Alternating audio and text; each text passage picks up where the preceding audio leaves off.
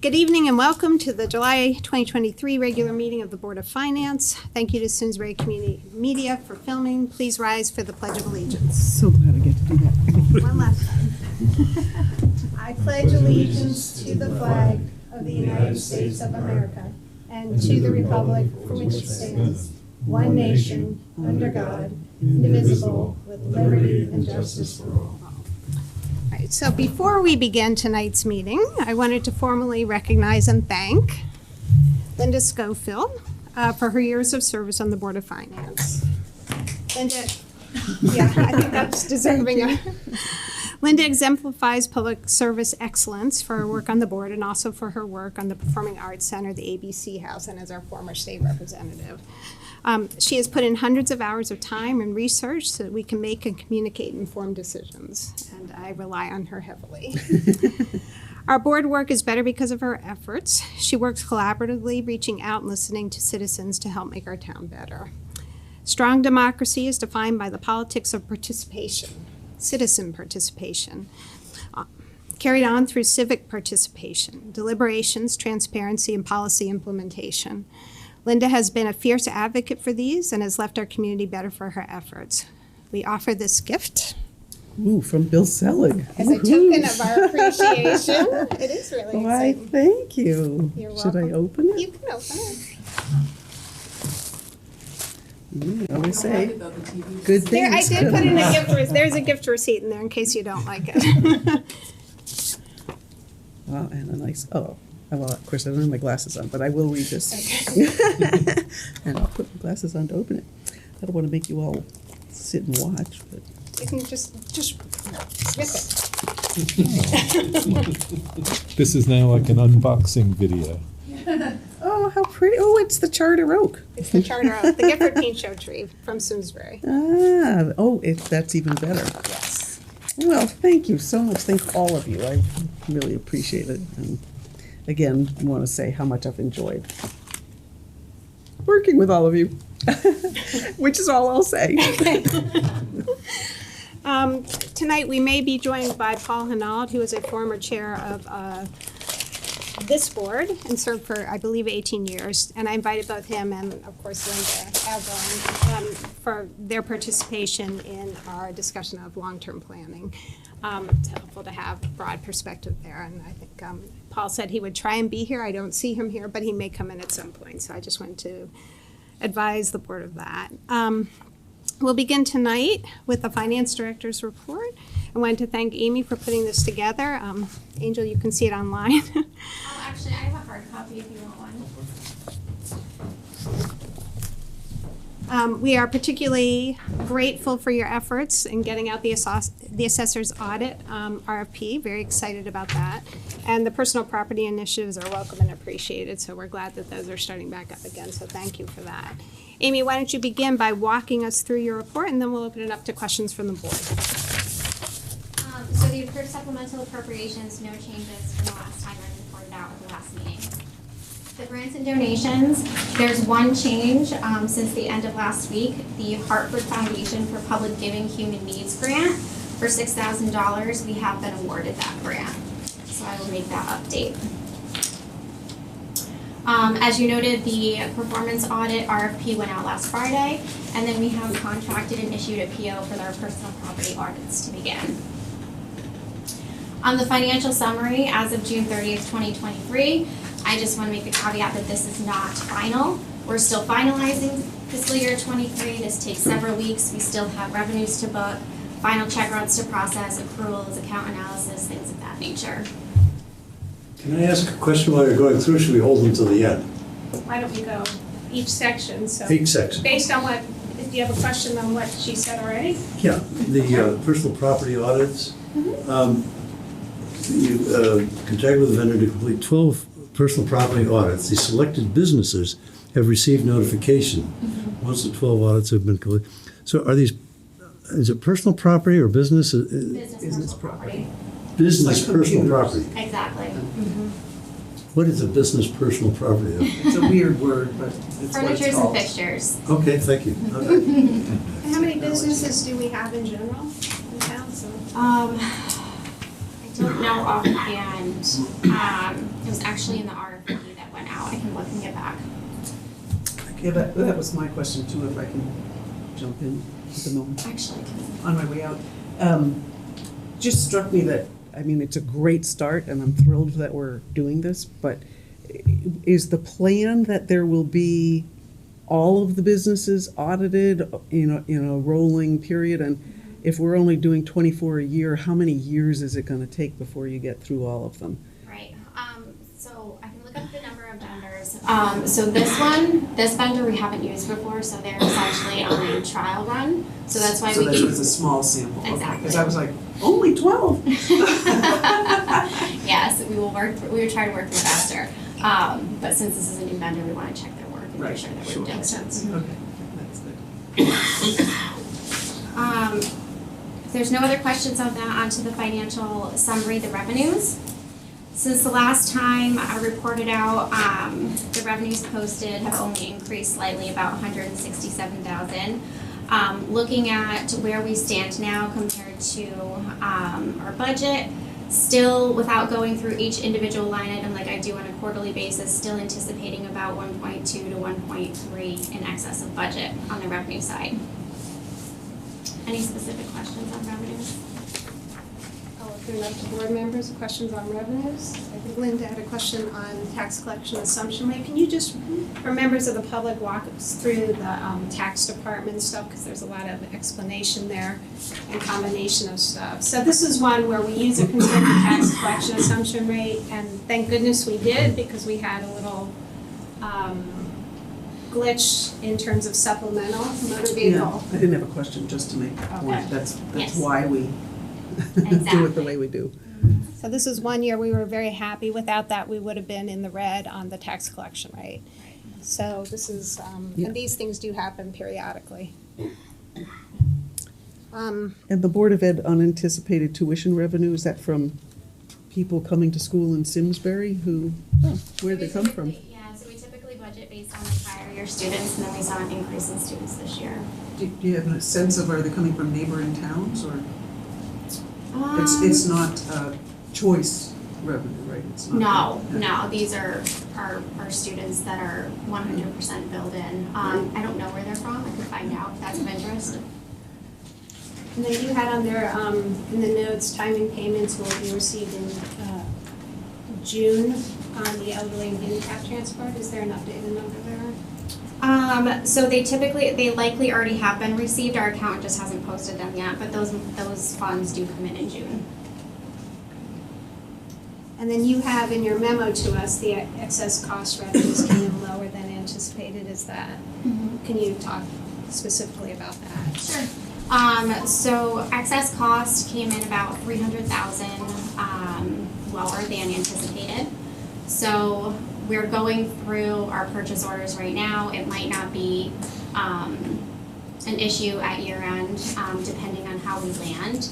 But yeah, that excess cost money that we did factor into, or that we anticipated receiving, is not coming to fruition. There was a couple things. So either kids meeting the threshold, or there was supposed to be a certain percentage increase by the state this year that didn't happen. So it was a combination of the two.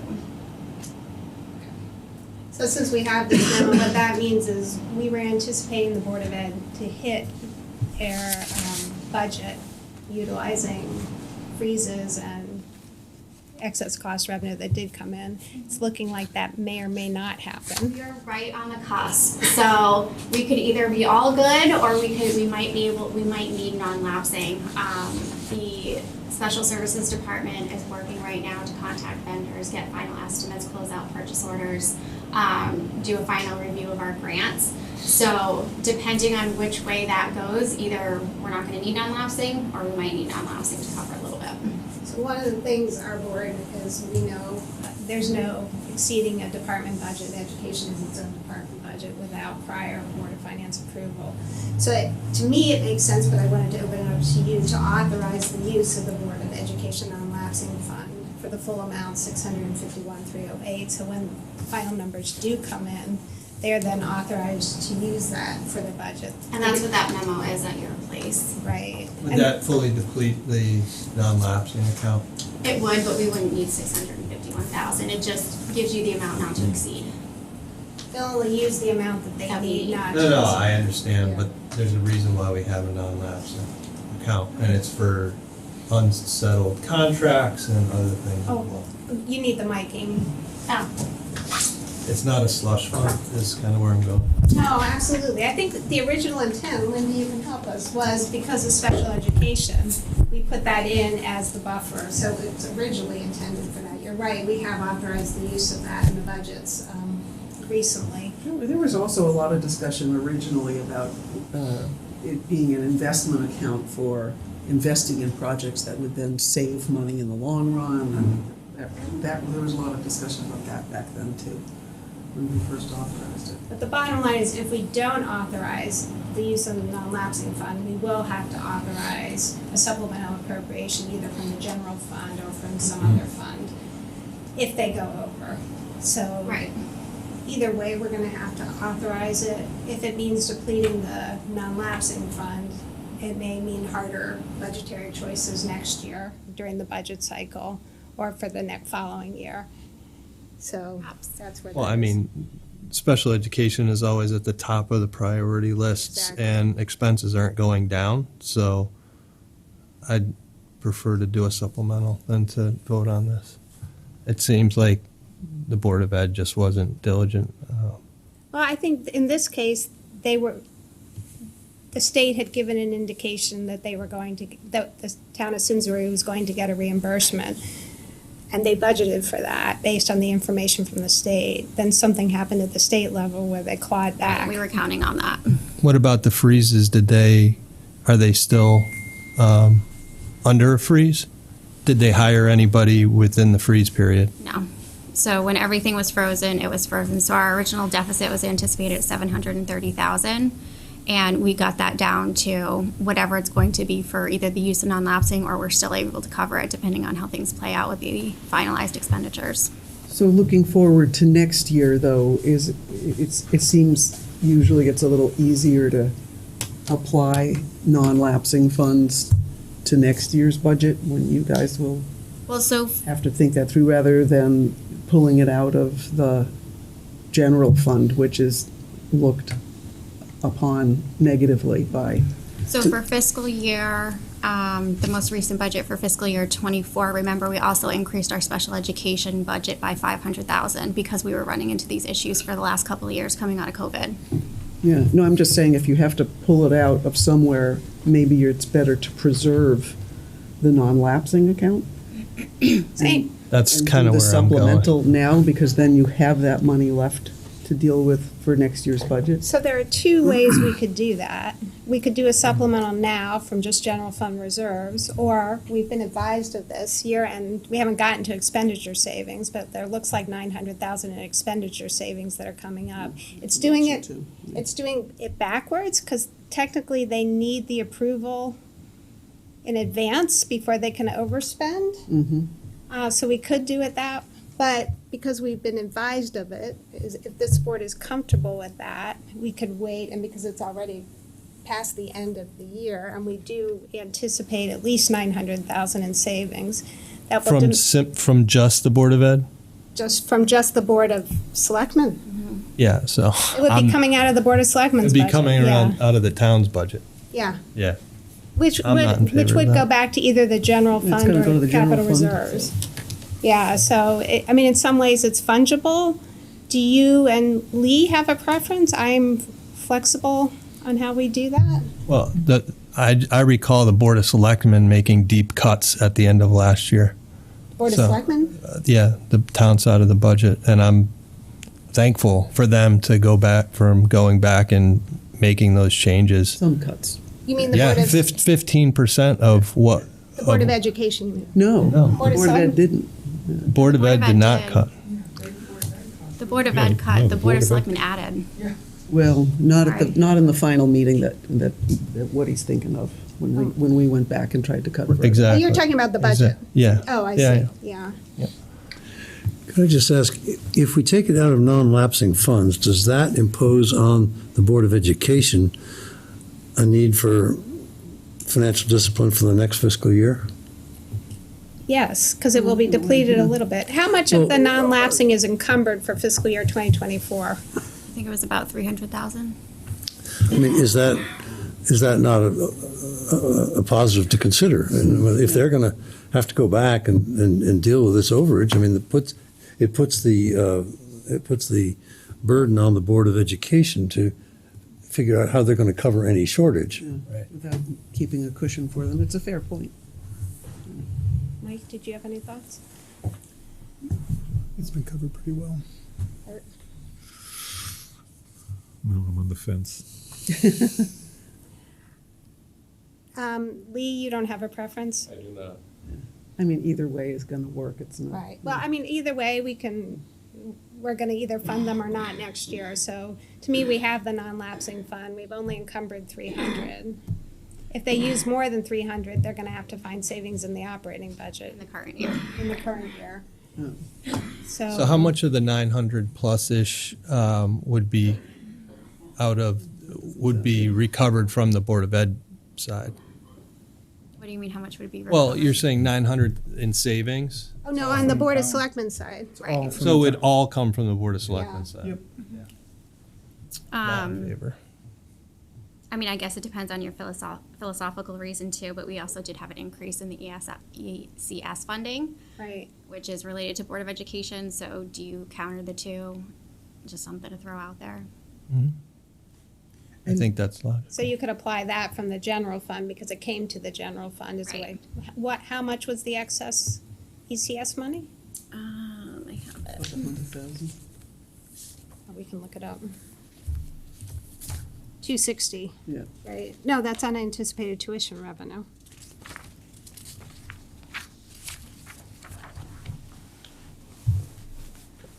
So the majority.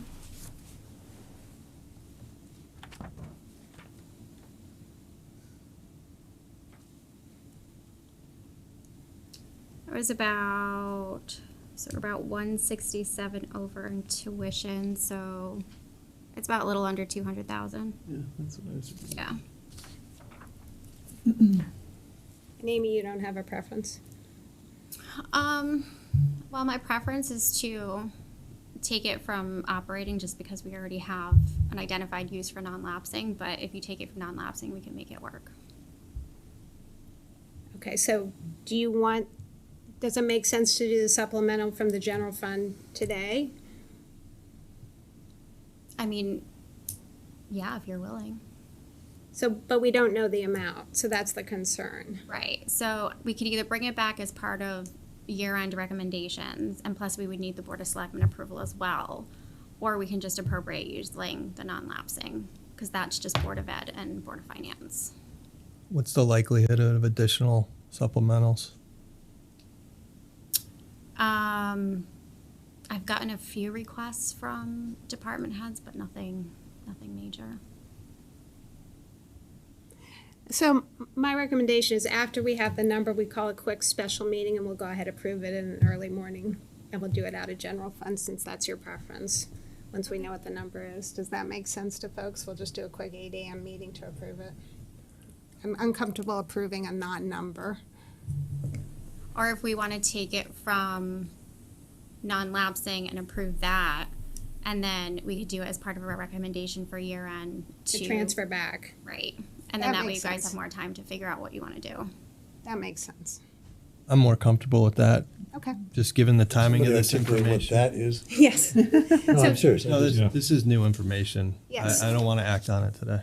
So what Amy is suggesting is that we make the recommendation to approve the use of the non-lapsing fund under $651,308 because that just involves the Board of Ed and our board's approval. Right. And it will get them within budget. It's a prior approval and they Right. can make it cleanly. Then at year end, to Derek and Linda's point, and to your point also, if there are savings, we can then decide to transfer, because transfers are done at year end. We can transfer some of the savings from the town, 900, and put it back into the non-lapsing fund to be used. Although I'm not even sure that's permitted because it's from savings of the Board of Education, so we need to get information on that. We can, yeah. How else is the non-lapsing fund funded? It's savings by Board of Ed, that's it. This would Yeah. be a That's it. contribution, yeah. So when was the last time we grew the non-lapsing fund? You I think look it at- was during COVID. Yeah, there was one year in Melissa's excellent analysis where it shows the Board of Ed did capture some savings, and they used that savings to contribute to the non-lapsing fund. Right. But usually they don't contribute a lot. Right. But it's varied over the years. It has varied. Some years, $300,000, $400,000, $500,000, and other years next to nothing. But I have a little chart at home. That's what I was talking about when I said the research that we overlap. All right, so Amy, is that still your recommendation, non-lapsing, and then we don't have to do the special meeting, and then at year-end close, we can transfer You can back, decide what you and wanna you'll do. have time to think about it. Or Lee. not, yeah. Or not. Yeah. Exactly. And Lee, you can then make your recommendation at that point with all excess. All right. I'm inclined to move in that direction, but not being prepared for this, I couldn't articulate the motion. So we will do, the motion would be, and if people will permit, may I have a motion effective July 18th, 2023, to authorize the use of the Board of Education non-lapsing fund up to $651,308 for the fiscal year 2023 budget. I'll make that motion. Second. Is there any further discussion? All in favor, please say aye. Aye. Aye. That motion carries unanimously. And I just asked the clerk to note that I added for the fiscal year 2023 budget, so there's no question about which budget cycle it's for. Okay. You want to take us on into expenditures in your report? So going to expenditures, since the last time I reported, we added about 17 million, 17,500,000 in expenditures. So 13 million of this was from the Board of Education. 6 million is the balloon payments that the teachers receive before they go out on their summer vacation or their summer break. And then, as you can see, 2 million of it was related to our debt service for those June payments. I don't think anything substantial has changed since the last time I reported out. It's more of the same with the salary savings related to the CSEA contract, those overages being covered by the $798,000 appropriation. I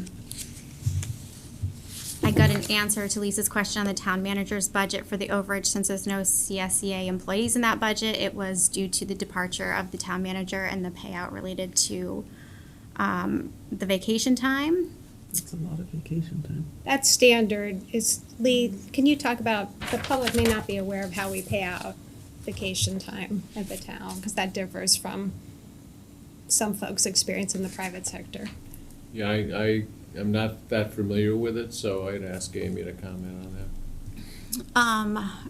So I think it depends on the contract. So it depends on the union contract and how it's built into the union contract. I don't know about Maria's contract specifically, but upon departure, she gets a vacation payout for any unused time.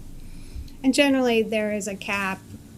The board or the board of selectmen can approve a 10-day carryover, and then any extra comes back. And then there's a cap, and it has to be used within a 6-month period in the next year. So it's a legal obligation that the town is obligated to pay based on the contract that was approved. And obviously, that's a management issue, and I'm sure will be evaluated on a continual basis going forward. Is that inaccurate? Okay. Do members of the board have questions on the expenditure side?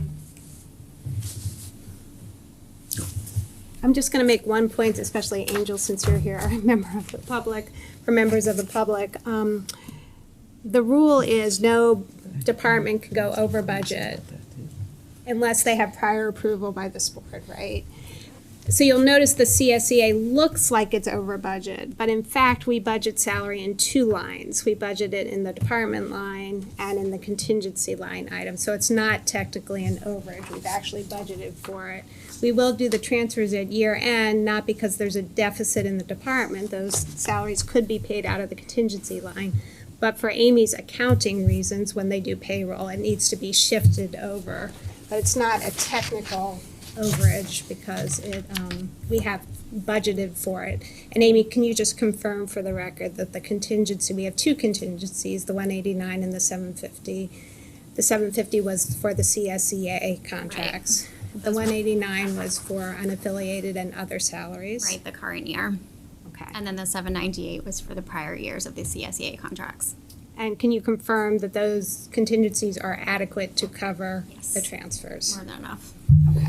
So those are not technically overages, even though they look like it. And one of the things I've talked with Amy about is in the future is after we settle the contract to do those transfers Budget adjustment. immediately so that they don't look like an overage because they're not in fact an overage. And how do we show that, on the sheet?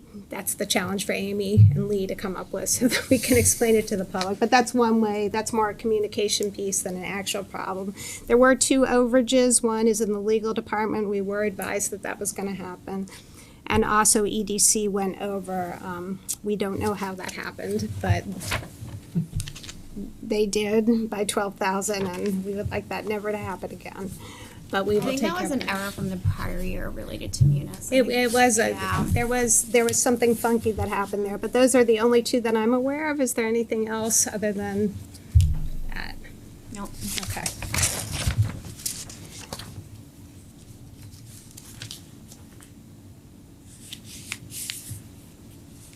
Amy, for the year-end closeout, when we get to that, that's usually done in September. Can we see the line items for revenue and expenditures? Because there were some interesting developments there, especially on revenues in the tax department. Sure. You get most of those line items anyway, but just the more detailed ones. And also, we had requested last year, when you get to the closeout, when you do the carryovers, projects that have been encumbered in the current year that you want to finish in the next year, so already paid for, but we have to reappropriate them. Could you give us a Open list of purchase what they orders. are? Yes, thank you. Okay, and now we are, any other questions before we move on? Are people comfortable with this? I did ask Amy in the future, since we ask this question every time, and poor Amy gets asked it, can you just include in your narrative projected year-end savings, projected year-end revenues? In the first month, it's going to be projected on budget. We probably won't see change in projections until mid-year, but it's just a good benchmark for us and for the public to see where we're headed. All So right. just similar to how I'm reporting it out now. Yeah, just write it down. Okay, because Yeah. quarterly I go line by line, but right now it's an eyeball. It's what comes to No, my on attention. the monthly, just a quick Okay. bottom line. We don't need to know as much detail on the monthly. And the next quarterly will be in September, is that right, for the year end? Yes. And the first quarterly for 2024 will be In October, yeah, probably. or November, probably. Depends how fast we can close out. Okay. Things come every 3 months. The quarterlies come every 3 months, but you'll see that this quarterly, because they're closing out, it should be this month, but it takes, year-end close I see. takes multiple. Yeah, the auditors keep me busy. So Yeah, so that gets sometimes it gets closed pushed out. out a The month. last quarterly usually comes in September as opposed to July. If we were should've doing a learned true that last quarterly, it year. would be July. Yeah, so it's kind of quarterly, I guess, the kind of quarterly reports. Really ask. All right, now we're on to financial planning. Then I want to thank Amy, Lee, and Melissa, who's not here, for their work on this. I was so impressed with the budget enhancement timeline and with the improvements listed and suggested. I thought it was a really excellent plan and much appreciated. Also for folks who watch our meeting, and who are here attending our meeting.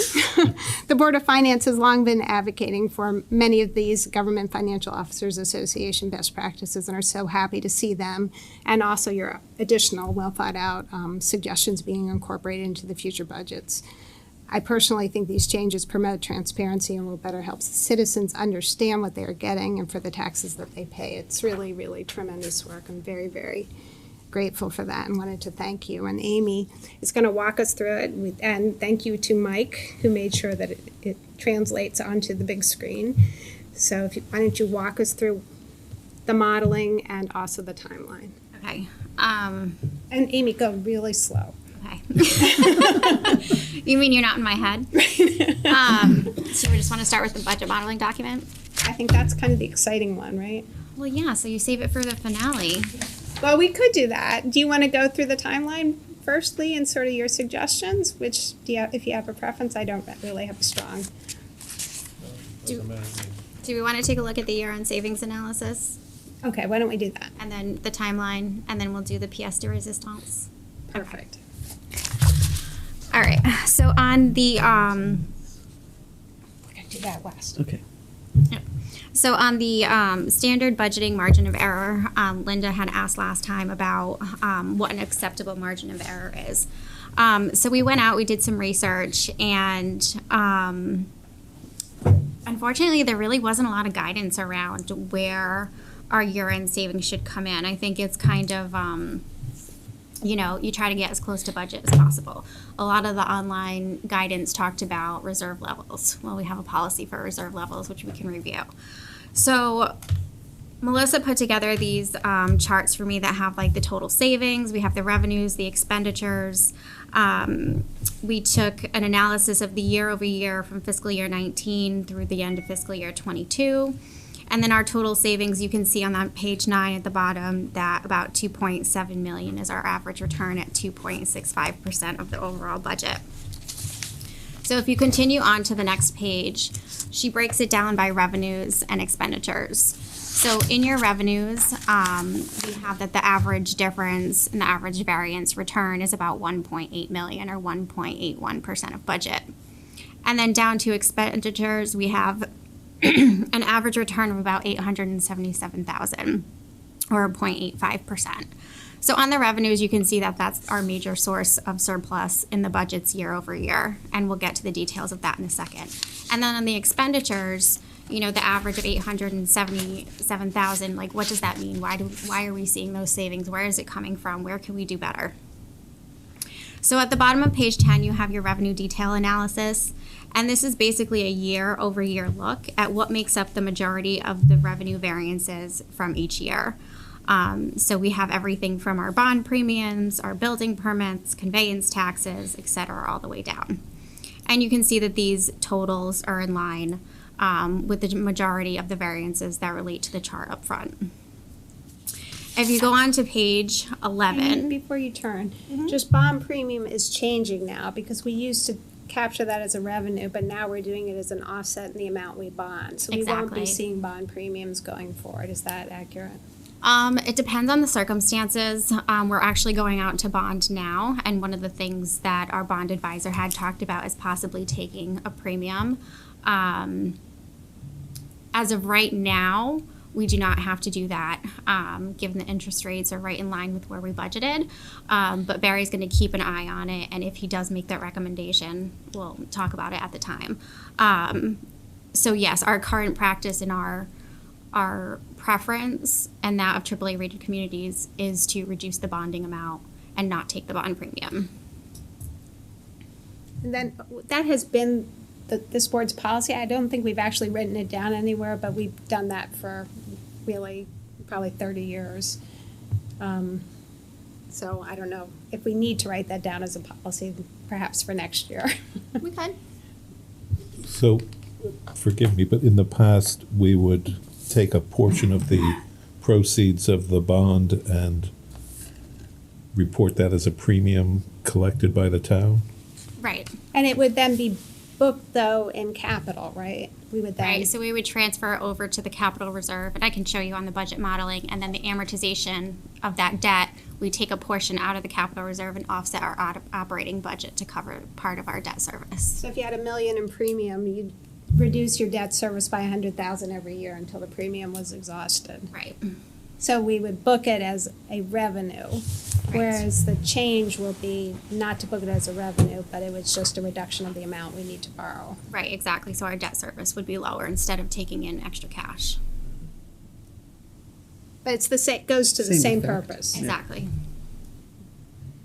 Okay. Someone will explain why we did.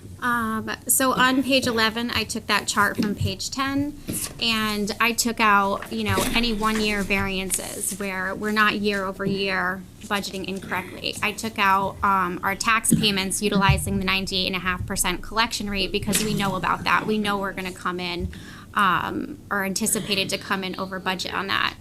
I took a look at the grants, the one-time grants, I took those out because those are unknown, and then the bond premium, depending on when we go out. If we're gonna get a bond premium, I took those out as well, since those are unanticipated. So when I broke it down, that chart in the middle of the page on page 11, these are all the areas where there's recurring overages year after year, and what can we do better to take a better look at how we're budgeting these. If you take a look at the building permits, for example, for fiscal year 23, this will be self-corrected as we will be more in line with budget. The conveyance taxes and the recording fees, the same thing. So once you get your final reports for fiscal year 23, these overages will be mitigated for fiscal year 23 because we have corrected the budgeting efforts related to these and put them more in line. But there's two at the bottom over here. Oh, and then the insurance refunds too. We fixed that for fiscal year 24 when you all had recommended we go up to a $60,000 budget on that. The tax interest and then the Board of Education tuition. These are things that we haven't really looked at more closely during the budget process. So those are probably two things during the fiscal year 25 budget process that we could probably take a closer look at and bump up for the next budget cycle. They're not really moving the needle as much though, right, Amy? No. Time reward on that is probably minimal. Yeah, I don't think I'd spend a lot of time on it, but we could probably bump it up a little bit to help. One of the things that did move the needle this year was interest in income. Right. And so how could we plan for that? And some of it's just, we're in such a volatile time. I don't know that we could have planned for that better, but that's one thing to evaluate. Yeah, we typically Predicting interest rates is tough. Right. Yeah, and We're we not typically in the take our business of guidance doing from our bond advisor, so. But it might be worth, I know some towns are looking at other investment areas, like where can we invest the money legally? Right now, some of the savings accounts, obviously, I'm sure you guys are aware, are quite a high savings amount. Maybe just moving it into a high savings account area, some areas might be something to evaluate. Yeah, we actually had one of my GFOA members reach out asking about if any other towns, what they do and how they do it, and is actually putting something together because they're exploring a relationship with a vendor, and he's supposed to get back to me on what he finds out. So, more to come on that, hopefully. Amy, earlier in the day, I'm sorry I didn't get it to you guys earlier, but I did just a further analysis on where the expenditure savings were, and most of them are in the Board of Selectmen, and those came in, if you break them down granularly by Board of Selectmen, Board of Ed, non-public schools, capital, for the last 3 years, the Board of Selectmen has 4.9, 4.4, and 5.5 savings. That's where most of the savings has come, which good job, Board of Selectmen, but 5% is a high amount of savings. So one of the things our board has done, and again, this was an Linda initiative, is to budget the vacancy rate to try and get a truer number there. As Amy had mentioned to me, whether the vacancy turnover, partly because of the pandemic or other reasons, is going to start to stabilize, and maybe that number isn't as broad as it will be, or maybe it will be, in which case we should budget more. But that's something we can watch and perhaps try and get that down. We did increase the vacancy rate in the fiscal year 2024 budget. So I think when we get to year-end close in 2024, the Board of Selectmen budget should not be as big, probably be in the 3 range. But what is the target? We don't know. We know that the Connecticut legislature says budgeting contingency can't be more than 3%. So probably in the 2.5% range. You don't want to see savings. You want to see some savings because hooray, great, good job, we want to congratulate. But too much becomes, have we taxed too much? So that's just something to monitor. But I thought Amy and Melissa's analysis, both of the revenue and the savings, was excellent. And Amy, just for members of the public, what do we do when there's excess? Where does that money go, and what is the need that we're able to meet with that?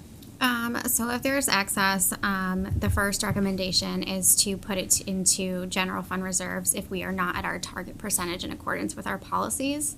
And then the recommendation after that is to include it in our capital reserve fund for future capital maintenance, because we have way more capital needs and maintenance than what we can currently fund. So utilizing that in years where it's a tough budget year so that we don't have to tax for it, or building up for larger projects in the future, things of that nature. To reduce bonding. Okay. Great, thank you. Go through expenditures now. Yeah? Okay. On page 12, I did the same analysis that I did for the revenues. These are all of the majority of the savings year over year within our expenditure items.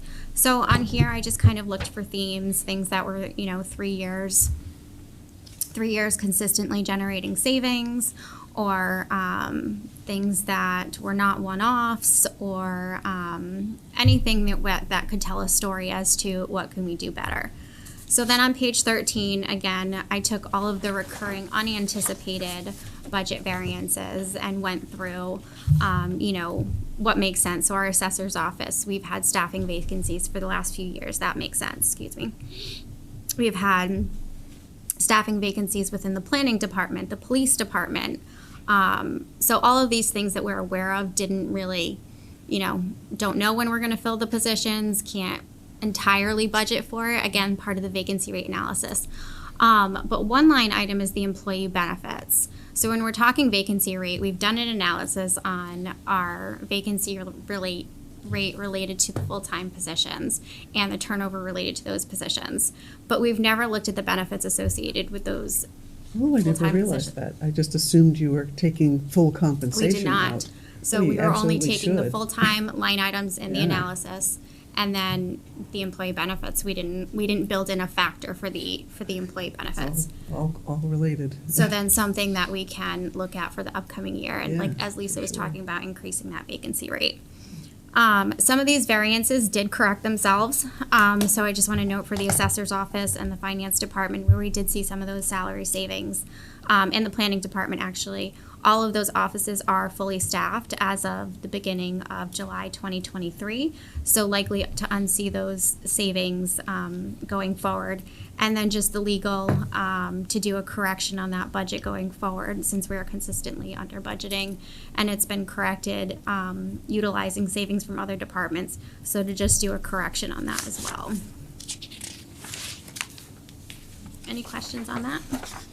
Does the, Go ahead. just remind me, does the Board of Ed also budget vacancies? No. No. Thank you, forgot.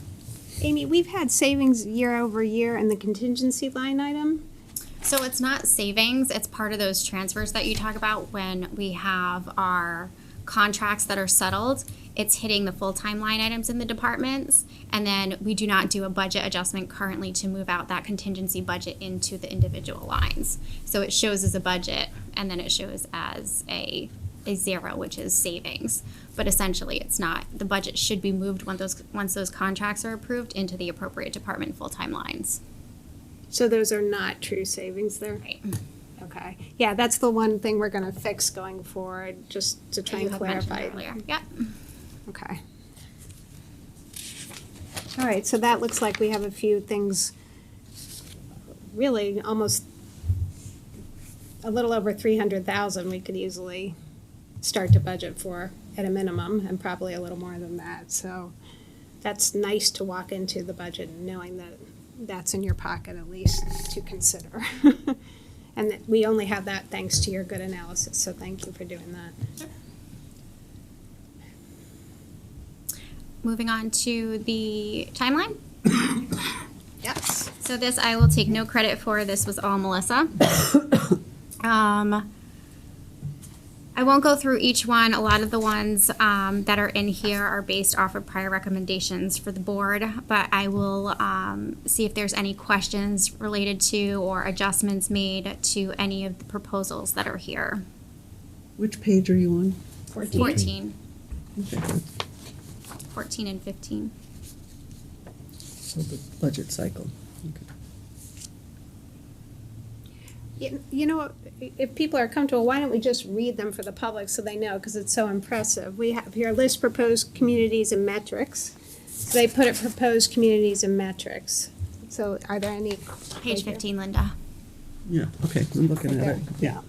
So the one thing I would just ask you to add is Farmington. We've always done a comparison with the town of Farmington, and I assume that was left off by accident. And if we could put in the total student population so we can calculate cost per pupil. Anyone, was people okay with the towns that we're gonna be doing comparison to are Simsbury, Avon, Bloomfield, Cheshire, Glastonbury, Granby, South Windsor, and Farmington? Is that Yeah. sufficient for folks? Is that just, they're prescribed, or is that just our? This was based on the prior town manager, Lee, Amy, and Melissa's recommendation. Okay. They're comparable towns. Farmington and Cheshire are comparable in size. South Windsor's comparable in size. Yeah, I got- Granby's a little small. I don't know that, and Bloomfield's a little bit different. So I don't know that you need those, but they're geographically contingent. And So we are amenable to taking, we didn't really talk about Bloomfield, but Granby off because of that reason, but we didn't because it's a neighboring town. So if you want to remove it, we can remove it. I don't see a point. I like would adding leave it both. in simply because, I mean, to me, what you want to compare to is your competitors, so to speak. And people don't think of towns as competing, but they are. You're competing for home buyers and businesses. And if I were to take one off, I'd take off Cheshire because it's so far away. It's not like somebody's going to go, do I move to Simsbury or do I move to Cheshire? I mean, they're not really competing with us, so that's how I look at it. But So if it's not too much work, why don't we just keep them all in and add Farmington? I think we should send Lee home to the doctor. Yeah. That doesn't sound good. Then the next ones are Lee's suggestions, which I'm not going to make him speak to since your voice is gone. But they're going to add an introduction, a list of principles, town overview, history, organization chart, description of the budget process, and budget calendar. These are all GFOA checklists. Budget message, a more detailed budget message, which I think is outstanding. Lee mentioned that's multiple pages. It could be 15 pages or longer, so. Insert more analytics, graphs, and charts, which Amy is so good at, and Melissa, but that helps give the visual. Streamline narratives. Begin implementing performance measures. We are thrilled to see performance measures again at GFOA best practice. Add introductions, CNR, CIP, capital form improvements, as our board has mentioned. I mean, and Lee has already agreed to rank the capital in some form, whether it's by numerical or category. That'd be a big help. Yes, that huge help. And then how long a project has been on the CIP are things we have asked in the past, and estimated start and completion dates, and just one somewhere on the sheet that says the total for all years. And Amy's working, I know, to consolidate some of the capital projects. Some start 2 years ago, and then there's a part 2 somewhere else, but to make them all one project so we can sort of see everything together. That will take some things. Appendices, which we're very happy about. Can I Yeah. go back to Yes. public Oh, engagement? I forgot that. Yeah. I would add one thing to that, and to me, it's the most important thing to tell the public, and that's the probable impact on their taxes. If you want the public to get engaged, you have to let them know where it's going to hit them in the pocketbook or not. And, so much of the information that people get now, including the very, state-prescribed line that they read in the ballot box, it's, do you approve X dollars? I mean, they have no sense of, well, how does that translate into an effect on me? That's, to me, the most important thing. If you want the public to be engaged, you have to make it real for them, and that's the tax impact. And you can word it in a way that, okay, this isn't the absolute, we're not telling you this is what it will be, but if this budget stays the same, it appears that it's likely, you can put Right. all sorts of qualifiers around it, but give them a number. Yeah, so Melissa's idea is essentially to send out at the beginning of March, when we have reutilizing those budget mailer dollars, or maybe in addition to taking that budget in brief and utilizing either the town manager recommended or the Board of Selectmen proposed budget, and sending out basically like a mini budget that includes things like that. And then at the bottom, it has the meeting dates where they can come out and Yeah. speak to it. That's great. And I would the one thing I would add is I think we also need a final budget before the referendum that can be mailed out and approved by the SEC, so we know what the actual budget is, explaining that they're gonna be voted on, whether that's just an updated budget in brief. It can be as simple as that, but something should be mailed out. Yeah, set off as an again, saying what the imputed. anticipated mill rate. Right. Well, and, people don't necessarily know what the mill rate is. They do know, okay, my taxes are gonna go up 2.5%, or 4%, or 1%. I mean, So both the mill rate and the percent tax increase. Yeah. That makes sense. yeah, because that's what people can actually What- relate to. What about those projections by home value that you produced at the end of the process I last mean, we year? could. Well, We so can- we don't need that because we only need If- that during in a reval. reval year. Because Yeah. this year, there won't be there aren't going to be adjustments in Right. home values because it's a non-reval You just know, year. okay, Unless last year I somebody paid did in X, how addition much to is it their gonna go house. Right, that's how I'm trying to, that's what I want to get across, I suppose. Ah, Yeah. to the distinction between this year as opposed to last year without reval, you mean? No, just what was upsetting over the last year or the last process was that there were public statements suggesting that more than half the town was going to get a tax break or a tax reduction. So we'd want to give people a sense of where their budget's Increase going lies. based on their property value. I mean, I don't see why. I understand how it was tied to the reval, but independently, we can still make projections based on where your house is, what you know your value is. And those people, that was a very useful, easy to read chart that would tell people, you're gonna go up, you're gonna go down. That makes sense. We use the three, Amy, the median, the 350, 450, and 550, 550. and show taxes for that would be helpful. But in a year that it's not reval, doesn't everybody go up the same amount? Percentage-wise Yeah, will be the same. You could So just do it's one just median. applying the percentage Yeah. as Yeah. opposed to seeing the dollar amount. Right. Right. It's helpful, I know most towns, when they communicate to the public, they'll do the mill rate, the tax increase, median dollar amount. And so I'm comfortable with just doing the median in a non-reval year, but I think Bert's right, in a reval year, you have to be a Oh, little for bit more sure. good. Well, yeah, Okay. Is that okay with you, Bert? I'm okay. Okay. Does anyone else have things that they want? It's a good job. Okay, Amy, the exciting part. Yay. No, No, this is the real exciting part. This was pretty exciting though, Amy. We're pretty excited about the plan and thank you for that. This- Most excited about Derek. What? I was just asking Derek which part he was most excited about. I'm up in the air, I really am. He's excited about the budget modeling. I want to wait, yeah. I have to see the full basket of goods. I think I have to say, Derek, I thought you were going to be most excited about ranking capital. That definitely, and then also the commentaries, which it touches on here in terms of the capital. We talk Yeah. about notes in the side, just to think, Okay. oh, this is pretty exciting.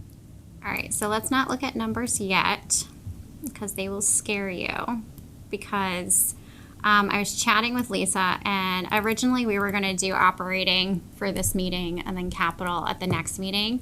But since it was so easy to just incorporate, we're going to present it at this meeting, and then you all can go back and review this spreadsheet, give me some feedback, see if there's anything you want to change. So everything is incorporated into here. So what I did, and the very last part is probably what you'll be most interested in. So you're going to have to hang with the seat of your pants to see it. So this is what you're typically used to seeing from the budget modeling. We have all of the expenditures from prior years. We have, fiscal year 23, which will be updated once it's finalized. We have our fiscal year 24 budget, and then we have the out years for the next 5 years. Typically on the last budget modeling, we were doing assumption rates at, full-time salaries at like 3.15%. There wasn't really like a line over line overview. So for this budget modeling, we tried to kind of true up what our costs might look like for these out years. So for salaries, for example, we took the CCM data that was provided. We took the average settlements through fiscal year 26 because no settlements have been made past fiscal year 26. And typically that's what our negotiations are based on. So we built in those estimates. We actually took employee by employee out for the next 5 years. And then through fiscal year 27 through 29, I took the history of the CCM data of about how much is an average increase, I think from fiscal year 19 to fiscal year 26, and what's the average increase that the settlements are going up, and I think it was about 0.5% or something like that. So then I built those into the estimates in the out years. Amy, before you go forward, but those estimates do not include vacancy churn. So No. there may be, this is as everyone is still employed and working at the town and stepping, but there is some amount of vacancy turnover, and the new hires are generally hired at a smaller amount, so that number should be lower actual. As there's turnover, yes. We took the contractual increase for, Yukon, that's a set price every year. I made some notes in the notes column as to, if it wasn't obvious as to why I updated certain estimates. I made notes as to why I did what I did. So the software increases, for example, I utilized about a 5% increase. The last few years, software increases have been brutal, anywhere from 8%, 10%, 5%. Then there are other lines. So for fiscal year 25 on, say, advertising, the last few years, we haven't utilized the full $3,500. So I knocked it down to about $2,000. So I kind of just took some liberties throughout this entire document. And you'll see the notes on the side where if I made changes, why I made those changes, or why I didn't make changes, even if the prior years looked low. So for conferences and education, for example, the prior years were low coming out of COVID. People were starting to get back into actually going places instead of virtual. So I kept those mostly flat in the coming years for that reason alone. So just a breakdown of all of the departments. And then if we get towards the bottom,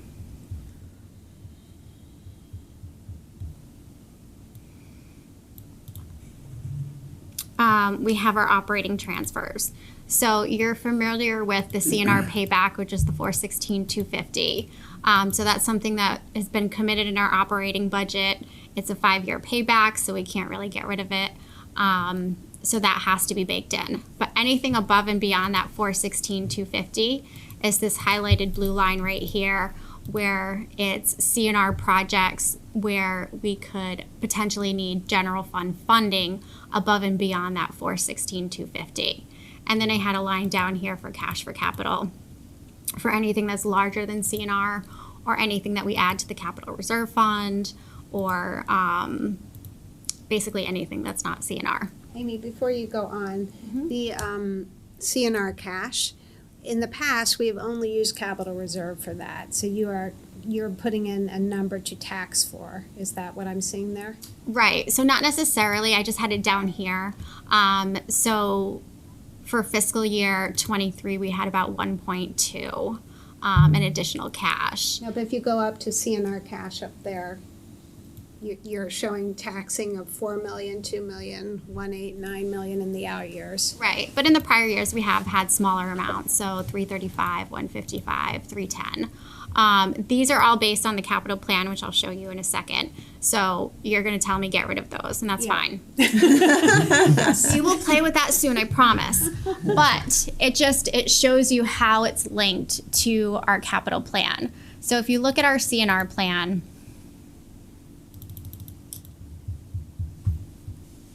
you see all of our funding sources down here. So you see your $416,250 and how that translates back to the general fund. And then if we're looking at fiscal year 25, that looks odd. I'll look at that. The traditional payback is $416,250, but then we have other classifications of projects that are recommending, if you will, general fund funding, because there is no other source of funding. So that's how that ends up getting translated into the operating budget. So essentially, during the budget process, the boards know, okay, we have general fund funding of $2.4 million. We definitely can't have that. So they need to go back and cut whatever it is in here within the Board of Finance guidance. And that goes to Derek's point of why it's so crucial for us to see the capital rank, because they're gonna all be cut. Because that's just not realistic. But, so one of the things with the CIP, GFOA recommends putting together not a wish list, but actually a realistic plan. And this is great from our planning perspective, because it is a wish list and it shows everything we need. But during the budget process, that will become less a wish list into a prioritized plan, and mostly funded by capital reserves, if Right. not all. So if you were to go through the plan yourselves, or if you wanted them to go through it and, you know, remove all of this information here, and we're going to say, you know, we don't have the money to fund this stuff in fiscal year 25, all of those you've determined are not needs, they're just wants. So then it links back to this page right here, where now the operating funding to fund what's needed is more realistic, in line with a plan that you think is more real needs as opposed to wants. So it all links up to this operating fund. It's also a good idea to, if you have your CNR and you go through your CNR and you identify your needs versus your wants, it gives you a good baseline of maybe what we should start to build into our operating budget over the next several years, so that baseline needs are start to be built into the operating budget, so we don't have to use reserves, so that we don't have to rely so heavily on, if we don't have a grant, we can't pay for it, or we don't have to bond. And Amy, we have started doing that. One of the things, CNR is capital non-recurring, so that's for capital that doesn't happen every year. But for year-to-year capital, we've been trying to move things that happen every year into the operating budget. So we were buying a plow truck every year. That used to be in Police cars. CNR, it's now in the operating budget. 3 police cruisers used to be in CNR, but because we buy 3 every year, we moved it into the operating budget. Some of the, if you'll recall, we did the little 7,000 for the library. They need computers every year, was coming out of CNR, so we moved it into the operating budget. So moving things that happen periodically and not every year is not a good use for the operating budget, but for capital that it happens year over year over year, we should, that is needed, we should budget it into the operating budget. But that's hard to do because that means taxes. So it's not, you're not able to do that often if other expenses are going up. So it's the stepchild that doesn't get as much attention as it should. And then moving on down here, we have our debt service, and all of this is based on the current capital plan. So if you went to the capital improvement plan, this should look familiar during the budget process. It's our 6-year plan. And in this plan, we have, you know, bonding in 24, 25, 26, et cetera. This gets translated into our capital financing, which generates our graph. So again, everything that you're used to seeing. And then it gives the amortization schedules for all of the issuances.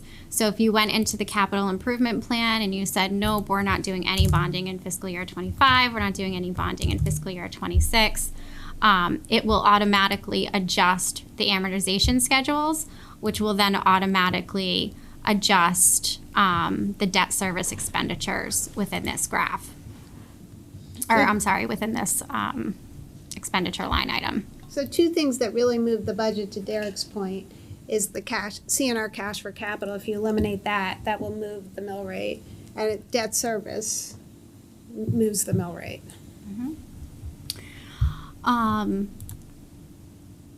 So I'll probably highlight these as well, because these all link to other areas. Just for visual. So highlighting these, it just shows you that it links to other pages, and that if you manipulate the capital improvement plans and the CNR plans on these tabs, these items will automatically update.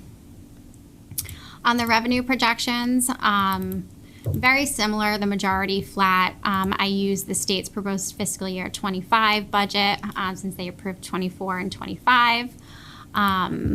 Again, made notes on the side as to if I made any changes, why I made those changes.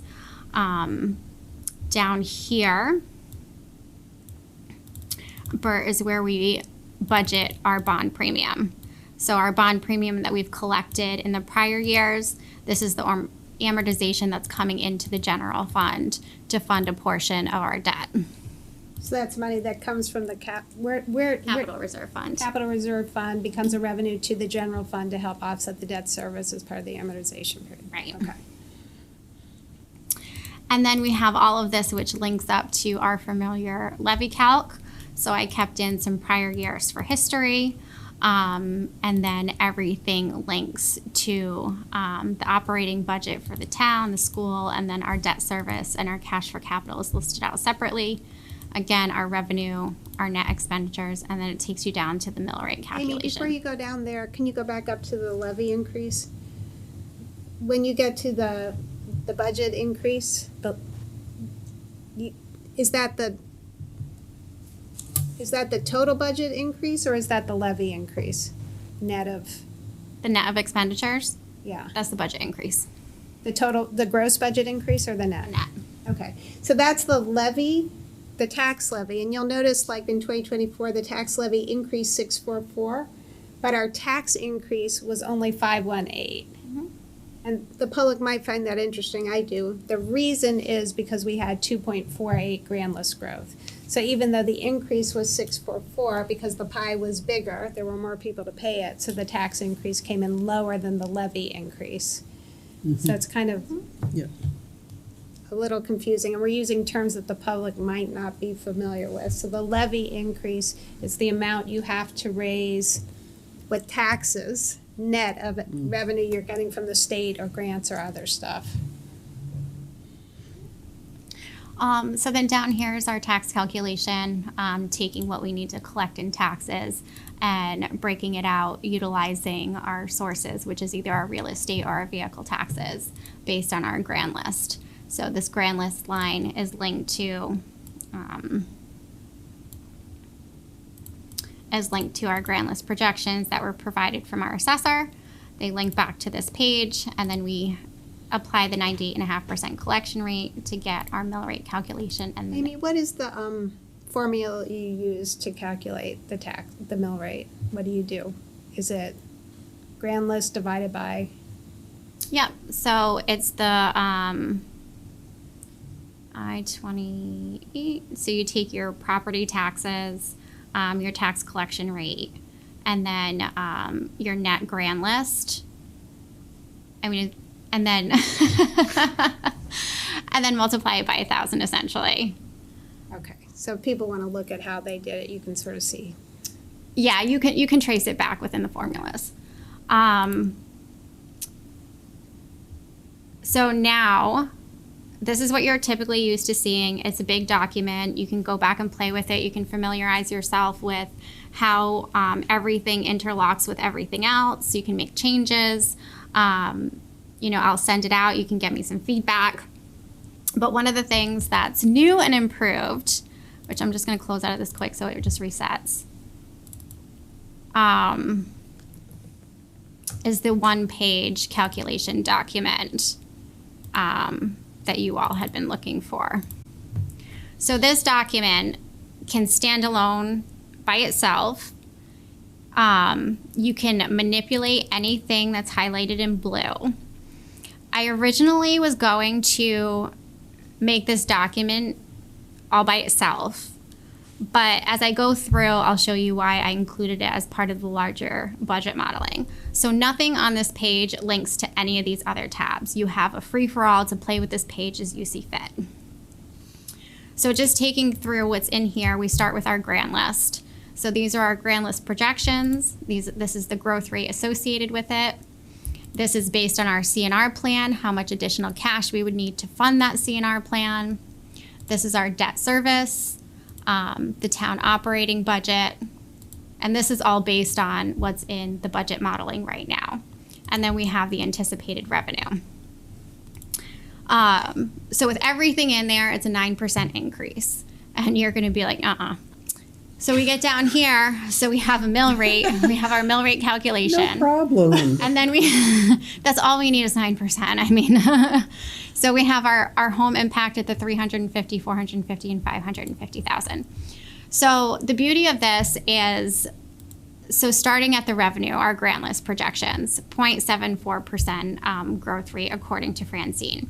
So we've had historically about 2% over the last several years. So say you're like, nah, I think she's a little conservative on that. You can go up here and I'm just going to play with it and say, we're going to have at least a 2% increase for this year. Oh, I always do that. So now our grand list growth is at 2%. And then, you know, we can't afford it. They can't have any extra capital that they want to have. So we're going to go ahead and take that out. Our debt service, we're going to leave just because typically that's for fiscal year 25, that's kind of set, which I can talk about in a minute. So for the operating expenditures for the town, 2.79.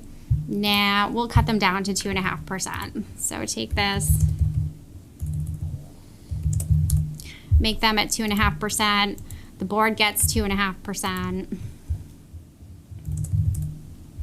And then say we have some additional revenues that come in during the year. We're just going to pretend our new vacancy rate is revenue, and it will increase it by $300,000. So now we went from 9% to 4%. Can we just lock that in now? Yeah. If they were real numbers, sure. So now we're down to 4%. And then you can see how the mill rate translates. You can see how the home impact translates. So that $800 increase that you saw, 9% budget is now down to a $200 increase. And now if we want to look at the mill rate at, say, 2.25%, you see what that does to the home impact. As you play with this, you'll start to see how important the growth rate on the grant list is. If you make some minor adjustments and we have significant grant list growth, it's a substantially different feel when you're playing with this budget modeling than when you have minimal grant list growth and you're still trying to play with this budget modeling. So the debt service, one thing that's going to be here, because one of our main expenditures for the upcoming budget is going to be our debt service, because we are doing our second issuance of the Latimer Lane project. It could also be a very tough budget year if we ended up at that 9%. Theoretically, we won't, because we'll be taking out the cash for capital, things of that nature. One thing that can potentially help the debt service that we can look at during the budget process, I can't do it this far out because I need to estimate as closely as possible on my cash flow, is if we wanted to take our issuance for our fiscal year 25 half of Latimer and split it out into two and defer some of the debt. And the other thing, Amy, 2025 budget includes the capital projects for 2025, right? Mm-hmm. So those capital projects can be cut. If we cut $4 million out of the 2025 capital plan, that will reduce by debt service. Right, but only for 26. That's my question. Is it only for 26? It doesn't do it for 2025? You don't borrow. The only thing that we would be able to play with is that second issuance for Latimer. So this is the new and improved tool. And then I kept it with the larger picture, because what if we wanted to, take a look at the grant list projections? And for the last few years, what is our average? Our average is 3.1%. But Amy, over the 20 years, it was about 1%. Mm-hmm. So, or like having that historical knowledge. So just going back to some of the data sets, and taking a look at, if I wanted to look at the last 3 years of historical data, and it's 3.1%, and then I can go back and plug it in here if I so choose. So it just gives you the other information in here if you want to incorporate it in this document somehow. Initial thoughts, reactions, questions. Ready to go home and play with that? Open it up to members of the board. I don't have to go home. You can just send it. I'm ready. Okay. Let's go. I'd, awesome. I'd like to just say that, over the 10 years I've been on this board, that the tools and policies and all of that, which didn't exist when I first started, have so improved steadily every year over that 10-year period, and this is really great. It, you know, each year it gets better and better. So Thank you. I had a lot of fun with it. I think that's because you're a dweeb. I hate to say. know. but so are we. My fellow ones. So we love what you've done. Yeah, yeah. No, this is very good. It's fantastic.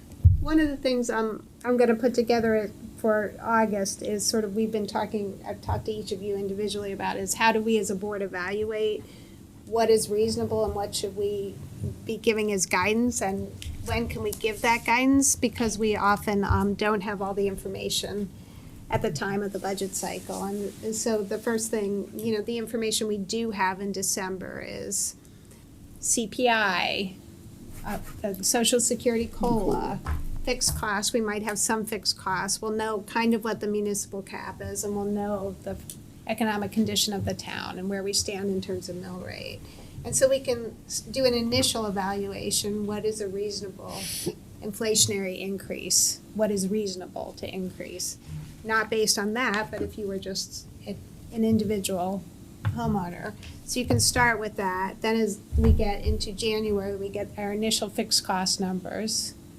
And then we can ask the question, okay, are fixed costs going to come in at an inflationary increase or above the inflationary increase?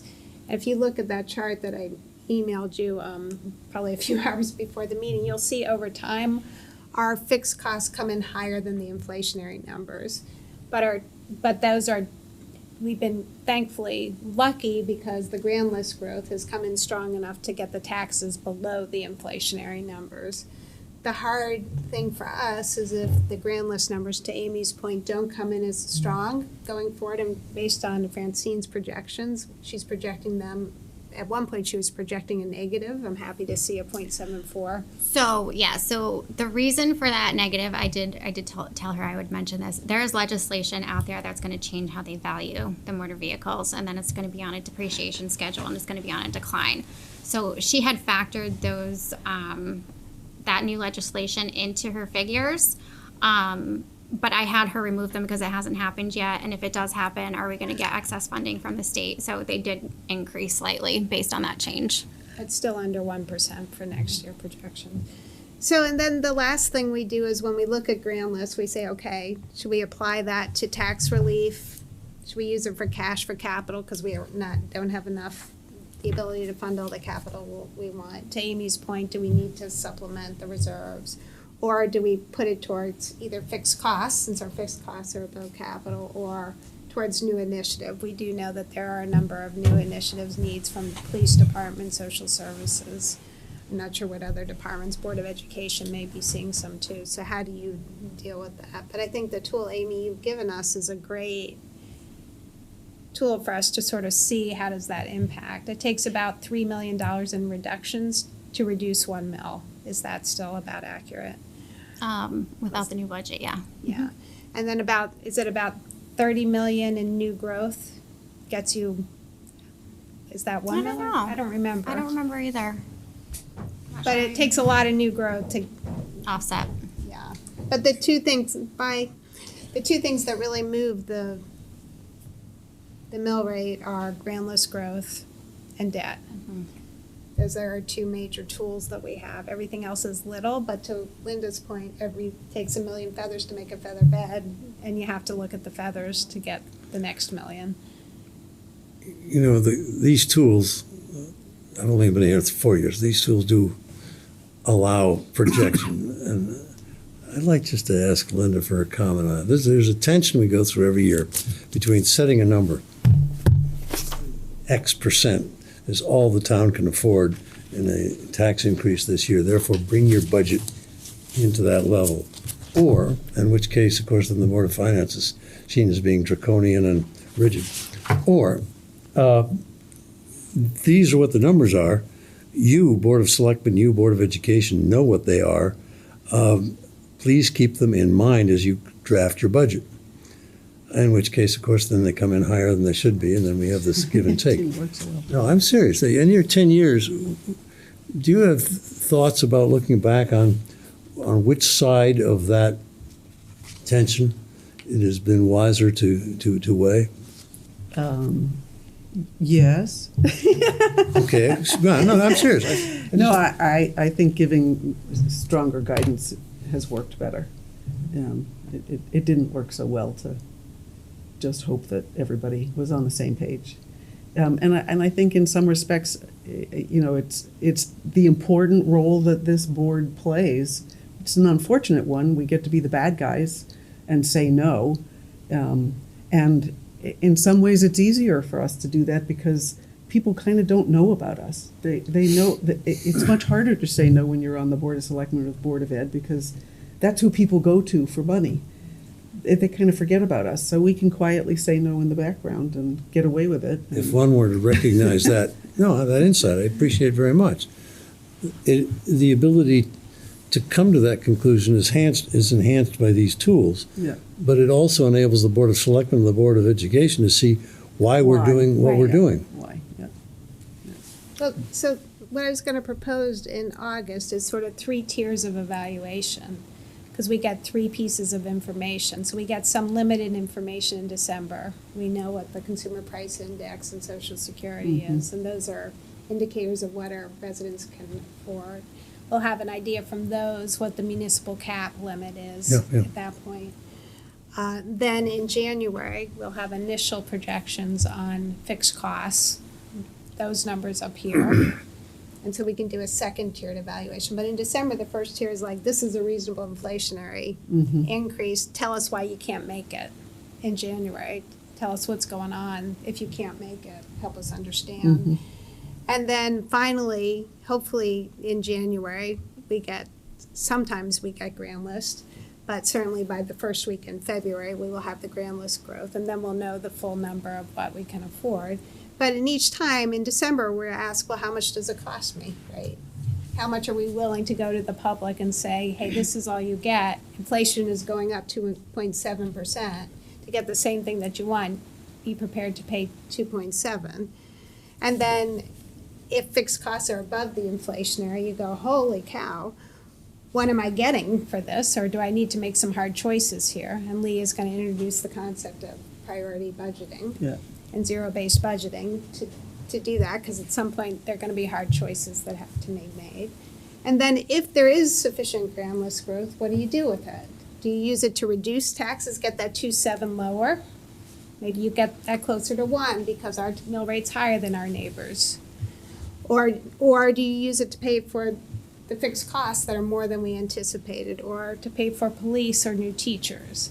And so do it in 3 tiers so that we can give evolving guidance based on facts and information. But start with the initial, I think to Linda's point, hey, this is a reasonable inflationary increase based on what we're seeing on Social Security, COLA, and CPI, and the municipal cap, which is probably going to be our hard cap. You're not going over that. So you might as well know that at the beginning. And then fixed costs, tell us why you can't make that. And then looking at grand lists, okay, does this help us get closer to where we want to be? But I think to Lee's point, starting zero-based budgeting, looking at say, okay, if it's higher taxes than we're comfortable putting forward to the voters after hearing from the boards of selectmen and Board of Education, then you have to go back to your budget and say, do you really need all this money for this project? Is this more important than this? You've had an open position for 2 years. Should you eliminate that and fund a police officer? They're different. Those are the conversations. Those are harder conversations. They come in with flat taxes.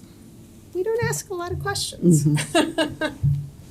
So I think from hearing from everyone, that approach makes sense. I'll put it together in sort of a graphic for the public and then let you guys see if we've got that right or if people want to think about it differently. Does that make sense? And then we can use this to manipulate and see how close we can get.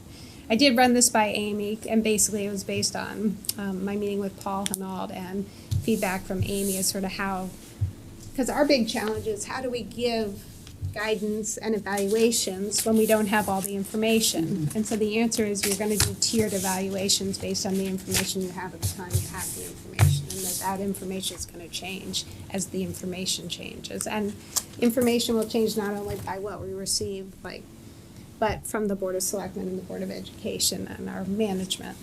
So all that information then comes together, and hopefully we at least get, if not consensus, are able to, I don't remember who said, Art, about how we articulate it to the public better so that folks can understand the thinking and the analysis. Does that make sense? I think so. Absolutely. The only thing I'd say is that I don't think it's directly correlated that whatever CPI or the cost of living comes in at, that's the guidance we're giving for the increases in the budget. Absolutely. Right, yeah. That's the just- initial, the starting point. That's what, and to your point, that's where the more difficult conversations happen, because if costs are going up, then presumably, Absolutely, across and the local factors. I mean, we did excellent last year, and that was pretty tough on everybody. Does that affect what we do this coming year? or the fact that we're building a new school or other things, Building new other schools. factors. Or we have to look at this as a 3-year period of difficulty to get over the hump. Yeah, you're right. We've been saying it's going to be difficult next year for many years, and for some reason, it doesn't really, I don't think, has really been that difficult for the boards that are bringing their budgets through. And that's why it's so important, I think, in kind of dissecting the information for the public, because we don't get the turnout that we really deserve, I think, as a town. Yeah. I agree. No, I agree with that. And the other thing, to Art's point, when you look at the comprehensive thing, not only what happened, the tax increase last year, but if you look at our mill rate, if you look at just Avon, Farmington, Glastonbury, and Simsbury, our mill rate is the highest. And so there isn't a lot of flexibility there for us to continue to grow at a rate that outpaces our neighbors. While last year Farmington had a bigger tax increase, their mill rate came in still quite a bit lower. So that's one of the sort of economic condition evaluation, or to Art's point, people had a hard time paying taxes last year. Can we do that again this year? Yeah. And some of the things that Amy and Melissa put together in the town comparison were some economic condition evaluation things. So obviously mill rate, Alice, which is how many people are cost burdened on their homes, percentage of income being put towards home, medium household income, percent poverty and median home value, unemployment, and there may be other factors, to Art's point, that we look at, and obviously input from the public. Yeah. Yeah. How, That was really important to me That was this really year, and how I important. kind of analyzed things. and Linda's point is always not just can people afford it, but are they willing to pay it? And that's where public input is very helpful to our board, and I thought that we had excellent input this last year, so. We'll put that together and do an analysis, but I think we're gonna have a really exciting July and August playing. And just congratulations, I think that this is worthy of an award. I have suggested to Lee that we submit Amy's analysis for an award, and I just want to congratulate you again for the amount of work you did, because it was a ton of work, but more importantly, it's such useful work. It really helps clarify for our board and the policymakers and the public what we're doing, why we're doing, and will help us make better decisions. So to me, I mean, that's just brilliant work, so thank you. It's the brains of the analysis. It's Yeah. the Oz, it really is. Like, Yeah. we rely on that so much Right. towards the end of the, cycle. It's invaluable, I think. Right, just stunning, so thank you for that. Really great work. So I will send it out to you all first thing tomorrow morning, and you all can play with it, since there is a lot of, tabs and maneuverability. If something isn't flowing right, or if you have questions, or if you need help understanding it, just let me know. And if you have feedback on making it easier, and then we can either email me your feedback, or if you want to look at it again in August, whatever your preference is. So I'll get that out to you guys. We'll plan on looking at it again in August, because it takes a little while to absorb all this, but, Yeah. and it's so exciting. It is. So our scheduled meeting is on the 22nd of August, I believe. Let's see. Yes. Is anybody else out? Yeah. I will not be here. I'll be on vacation. Okay. Is anyone else, can everyone else make it? I mean, Planning to. All right, that's not a problem. Okay, just making sure you have a quorum. Yes, and I'm sure you'll be watching it on TV. From his I'll- hotel I'll- room. I'll call in and listen. Excellent. All right. Amy, is there? Oh, we have the minutes, right? We have the Yes, minutes the to minutes. approve, right? Who says? I did send Amy a few minor grammatical and spelling changes to make on the minutes, but they're so minor, I'm not sure it's worth me recounting them. They don't count as material. Did anyone have any material changes to the minutes I did not. or other? Okay, may I have a I motion? move that we adopt. Oh, I probably Yeah, can't move. Somebody Second. else needs to move. Oh, I think Derek I'm moved. Not official. A second. okay. So Mike move. moved, Oh, Derek I thought- second. She's, Sorry. we're not sure her status, so. Oh, gotcha. Okay. Any further discussion? All in favor, please say aye. Aye. That motion carries. We do have a quick, the Moody's profile, so that's just a communication piece. Amy, is there anything of significance you want to bring to our attention on that at this point? No, we've been pretty consistent year over year. If you look at the leverage and then the fixed costs, and then compared to other AAA medians, we are either right in line or better. The only area where it looks like we are not as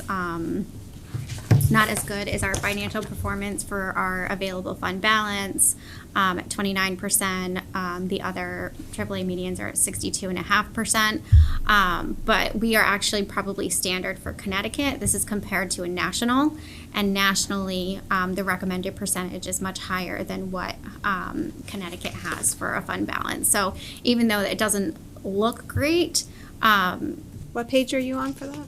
22.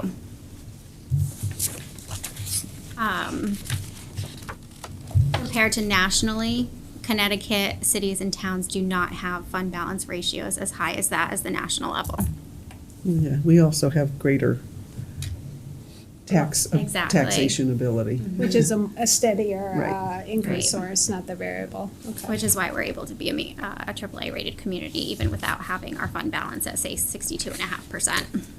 At what percent? They have the median at 62.5%. 62, wow. Why am I not seeing that? So It's the last column on the down, right. last column, Yep. available fund balance ratio percentage. Oh, Wow, that's crazy. wow, that's something. Okay. All right, so we'll go quickly into executive session.